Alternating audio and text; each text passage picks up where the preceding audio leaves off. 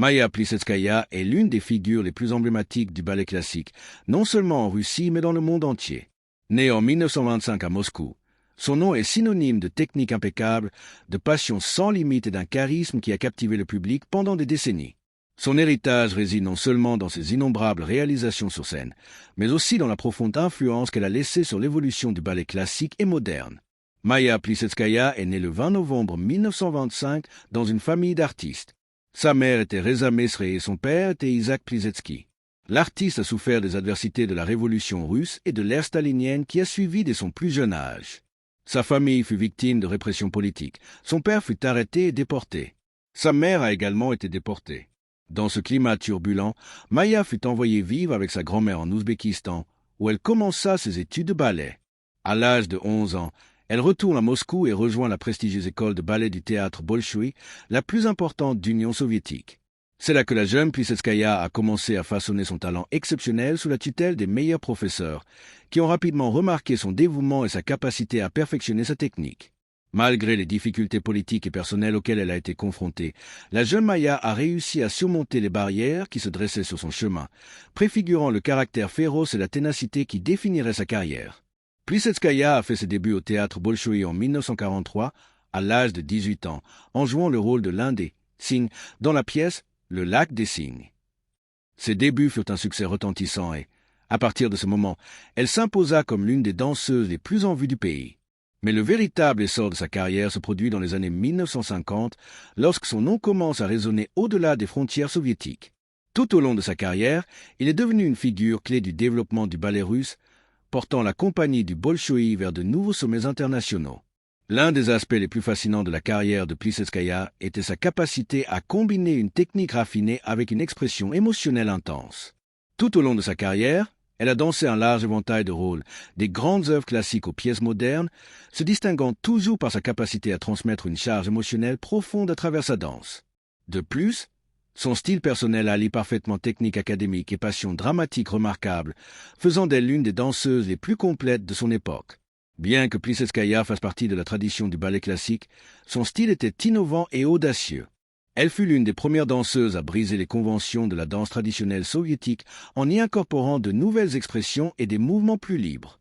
Ses interprétations d'œuvres telles que Coppelia, Carmen et La mort du cygne sont devenues légendaires.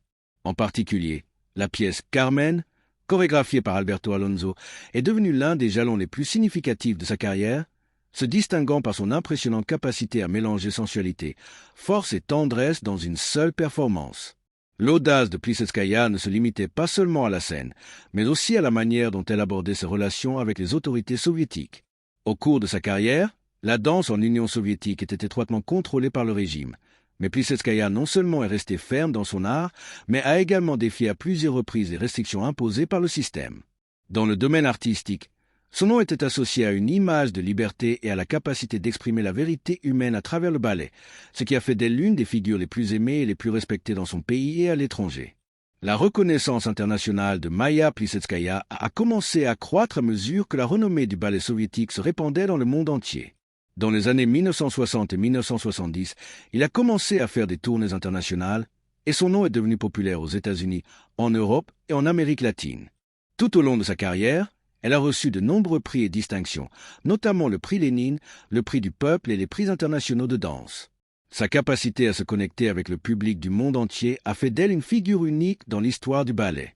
Tout au long de ses tournées internationales, Plisetskaya a remis en question les idées préconçues sur le ballet russe et l'a fait découvrir à un public qui n'aurait peut-être jamais imaginé la profondeur émotionnelle et la beauté de cette forme d'art.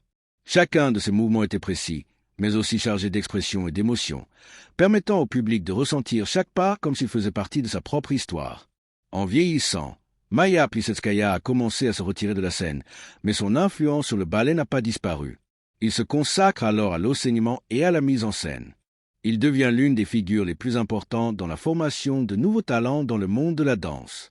Son nom reste synonyme d'excellence technique et de recherche d'expression personnelle à travers le mouvement. Son héritage est vaste et son impact est évident chez les générations de danseurs qui la voyaient comme un exemple de dévouement, de perfection et de courage. Tout au long de sa vie, Plisetskaya a également été une grande défenseur de la danse contemporaine, adoptant l'idée que le ballet devait constamment évoluer et ne pas se limiter au canon de son temps. Maya Plisetskaya est décédée le 2 mai 2015, laissant un vide dans le monde de la danse qui sera difficilement comblé. Aujourd'hui, son nom est toujours vénéré comme celui de l'une des plus grandes danseuses de tous les temps. Elle n'était pas seulement une virtuose du ballet, mais aussi une artiste qui a changé à jamais la perception de ce que le ballet pouvait être, une forme d'art profonde, passionnée et intemporelle. Si vous souhaitez connaître d'autres histoires intéressantes, vous pouvez suivre ma chaîne YouTube, Franck Fernandez Historia.